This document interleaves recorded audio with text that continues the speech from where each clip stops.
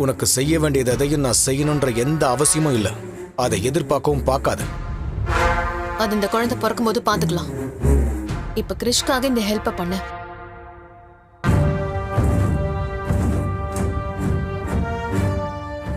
அப்ப கிறிஷ் லைஃப் முக்கியம். அவன் நல்லா இருக்கும்னு நினைக்கிறல்ல? ஆமா. அப்படின்னா நான் சொல்றத செய். என்ன செய்யணும்? உன் வயித்துல இருக்கிற குழந்தைய அபார்ட் பண்ணிடு. என்ன சொன்ன? அபார்ஷன் பண்ணிடுன்னு சொன்னேன். அப்படி பண்ணாதான் உனக்கு நல்லது, எனக்கும் நல்லது.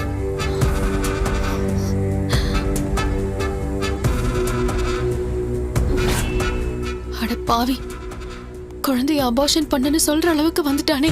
இத கண்டிப்பா அவன் அம்மா சொல்லி கொடுத்துதான் சொல்றான்.